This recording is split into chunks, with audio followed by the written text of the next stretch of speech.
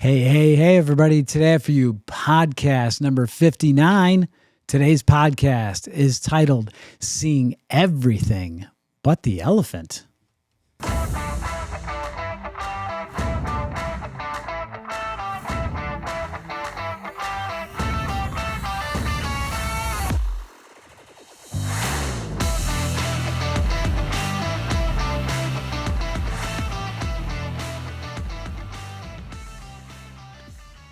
Hey, everybody. Welcome to this week's edition of your weekly Limitless Life Network podcast. I'm Dr. Pete Lombardi, and this is my beautiful wife, Sandy, right here next to me.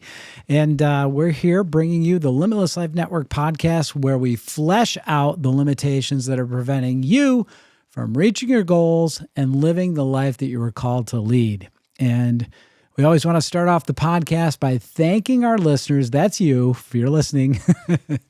Thank you so much for taking some time out of your day to listen to what we've put together for you today. And I do believe this is going to be very helpful for many people. And I would appreciate that you pass it on, if you could, to other friends and family and coworkers and acquaintances or whoever you have on your contact list, because I think this can make a really positive impact and change in people's lives going forward, because this is a topic I think that we can all struggle with at one point or another, and we need a way to get past it to, like I said, strip away limitations, right? So like, follow, share, hit the subscribe button, and let's get on with the show. So seeing everything but the elephant. Okay, here's the backstory. Last week seemed to be the week that I had a bunch of conversations with different people dealing with chronic health issues. And even though their challenges were not identical, their limitations were caused by the same flaw. And their attempts to overcome their actual problems will always end up falling short because of this major missing piece to their potential story of triumph. Okay?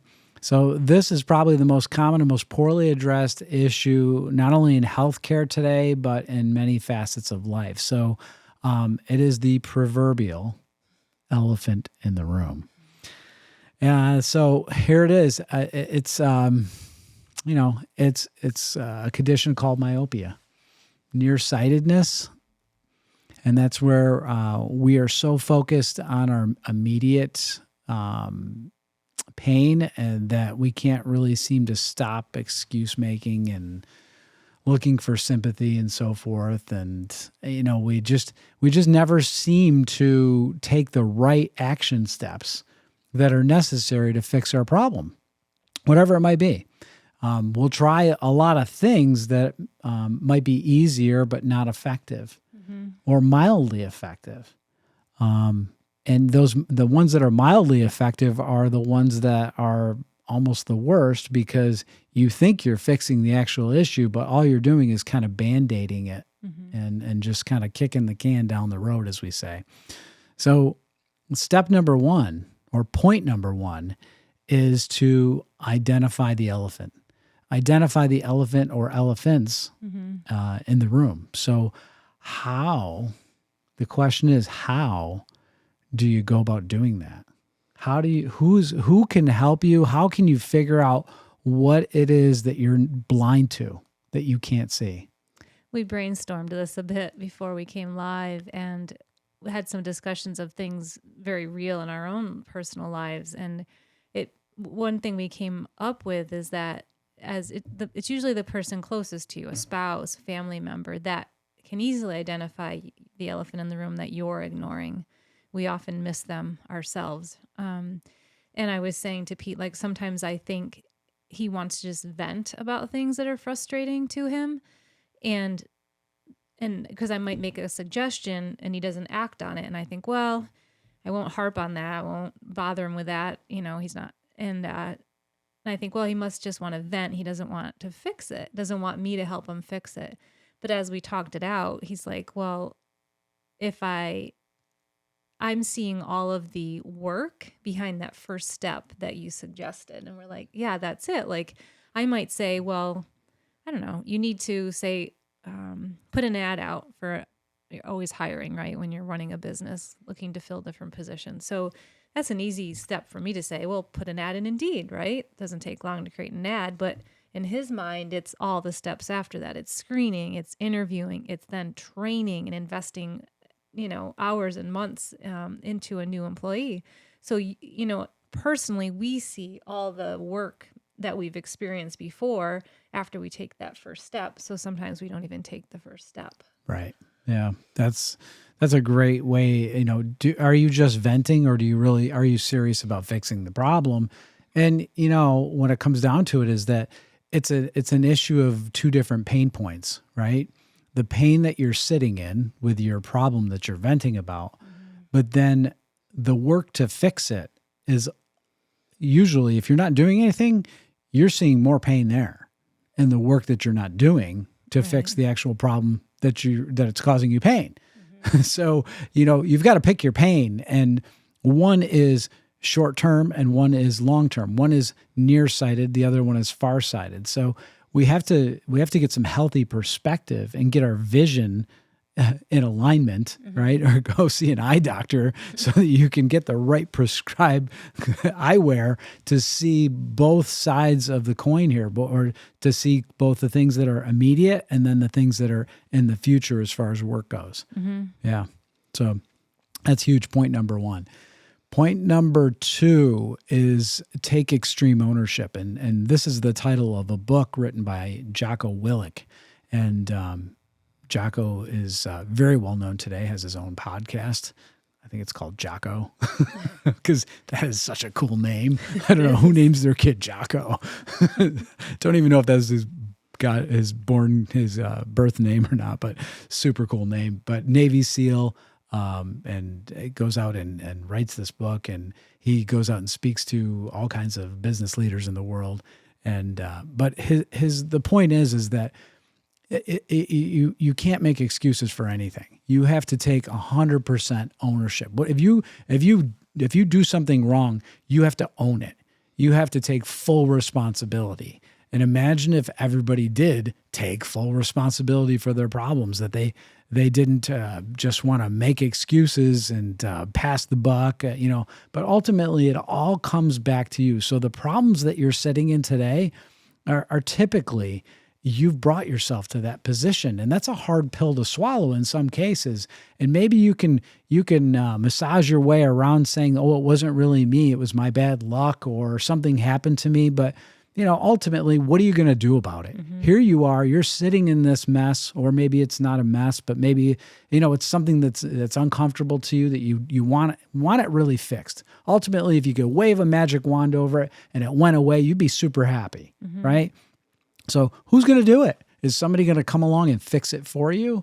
Or are you going to have to take some action steps? So, you had another point about this that is super important too, to take ownership over. All right. I was thinking like, okay, now you've identified an area, right, of an elephant.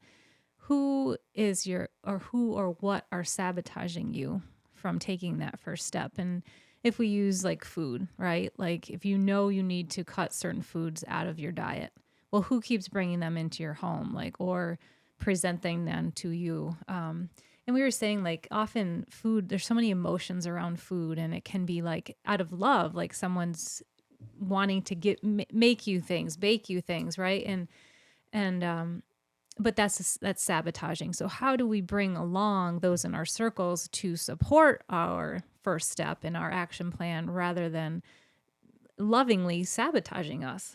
Can they get on the same wagon that we're going on, and make that change for themselves as well? So much more powerful. I know when you and I have tried to do a cleanse or something like that, where it requires extreme discipline, so much better if the house is doing it. Oh yeah, 100%. And it made me think of if you knew somebody that was struggling with alcohol and they had a bad day, you wouldn't say to them, "You know what? why don't I just make you one of your favorite drinks? Right. Let me just mix up a Manhattan or something like that let me just make you this one drink. You can just have one tonight because you had a rough day. Like, no, you would never do that to somebody that struggles with alcohol. Yeah. But, that's kind of what we do in somebody that, say, is trying to lose weight. We're, bringing home pizzas or waving desserts in their face and saying, oh, no, you don't want to have dessert tonight? Like, I'm trying to lose 50 pounds.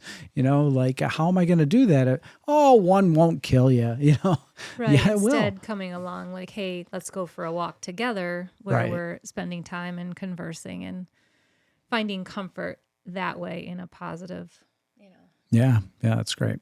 Okay, so point number 3, that brings up the next thing, and that is setting up a system that works, right? Mm-hmm. So here is, so many people lack the idea of how to plan, really create a battle plan. Once you've identified this elephant in the room, this thing you want to fix, whatever it might be, what is the battle plan? Like, what are if you knew of like 2 or 3 action steps that you could take that make the biggest impact, that would move you the furthest down the road, what are they? Like, literally write them down and create a plan so that you can execute this plan. And the other thing that really gives it a lot more teeth when you start to literally put pen to paper or type this out on your devices is that it creates some metrics, and metrics are measurable outcomes, right?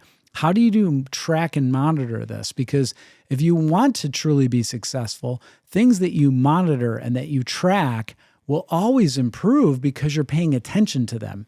It's when we keep things in the dark, right? We take the light away and we bring in darkness. That's when things start to go into chaos. That's when things get ignored. That's when things start to decline and decay, right? Those are all the things that we see happening all the time in the world, right? Mm-hmm.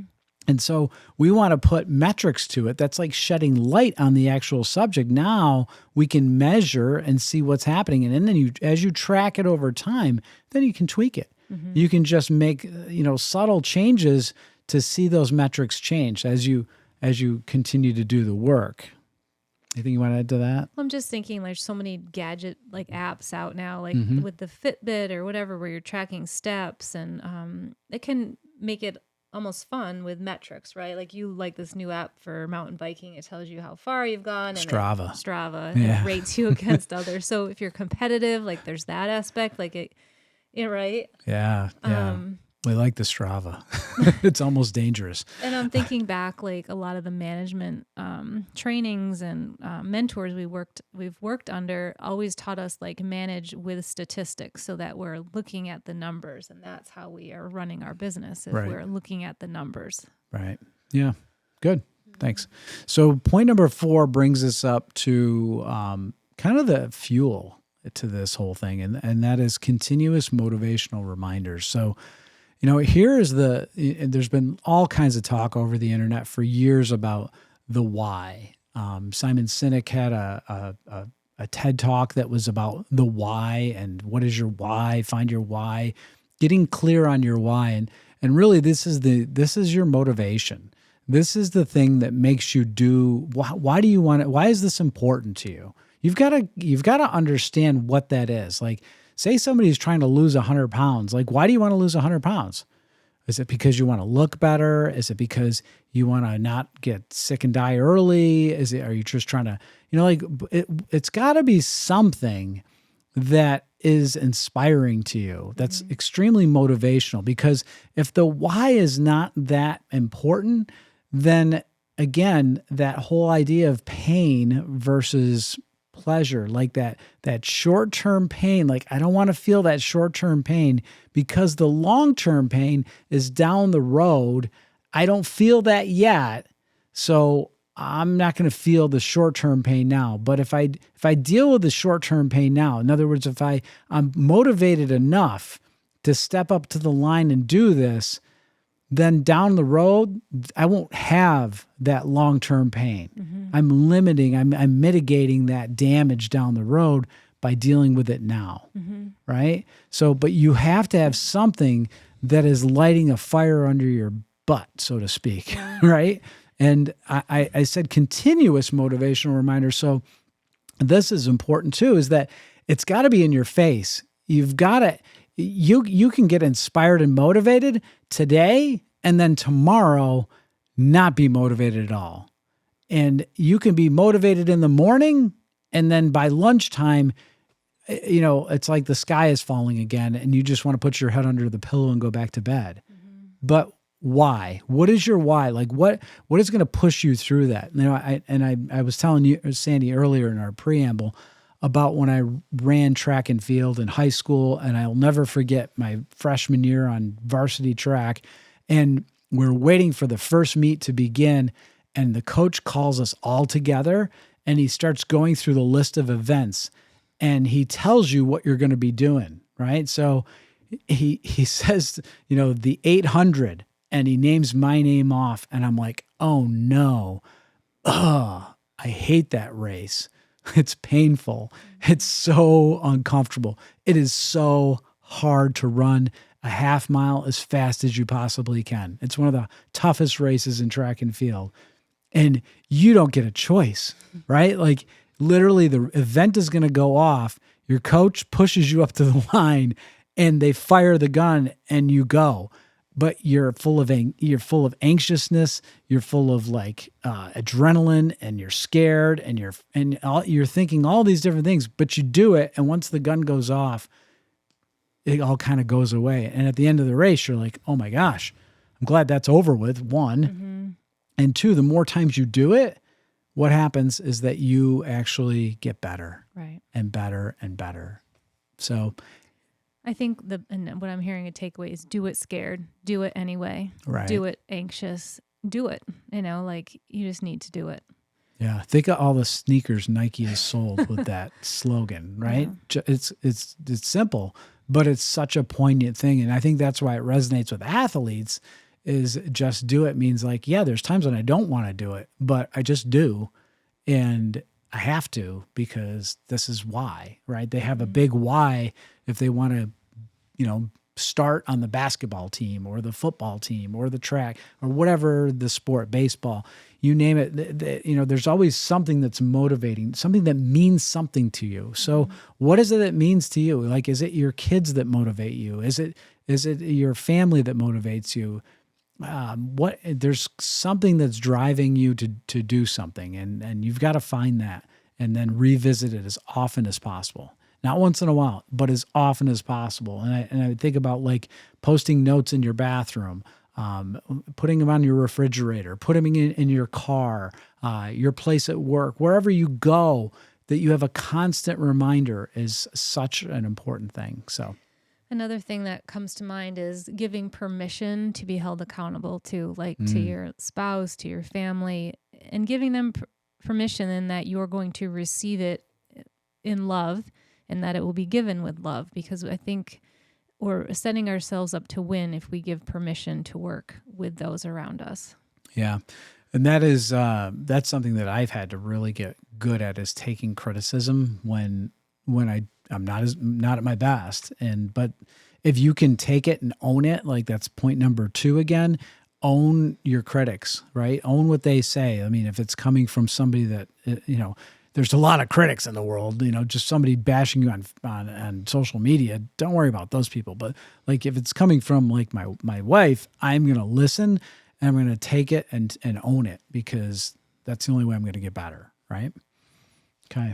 So that's, continuous motivational. That brings us up to point number 5. Mm-hmm. Yeah. I know it's sad. The podcast is almost over. Okay. So let's bring this one home. This one actually came from today's reading, that my daily reading that I'm doing out of a book. And it talks about when the Israelites were coming into the promised land, and they sent some scouts in, and they came back with some grapes, and it was the first fruits. And this was a sign that what was promised to them was available in this land. It was the first fruits. And what had ended up happening is that they didn't go in and occupy this promised land, even though there was these signs that, oh my gosh, it's good. This is good and it's for you. Mm-hmm.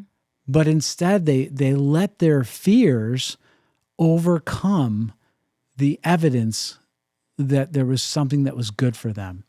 And this is point number 5 in the takeaway is don't believe your fears. Don't believe in that future work that's difficult, right? Don't, but it's hard. I really struggle. Don't describe the struggle. Describe the success. Show me the fruit, right? Like what is the fruit? What is the evidence? The evidence is that you can overcome things, that you have overcome things, and that you have done lots of work, and that you have been very disciplined in other areas of your life. It's just this area, you haven't applied that same level of focus and intent. So get intentional, stay focused, and look at the evidence. Look at the body of work that you have in your lifetime of the things that you have been successful with, that you have been disciplined with. I love that. I think if you're thinking about, say, weight loss, right? That's so many common issue for so many.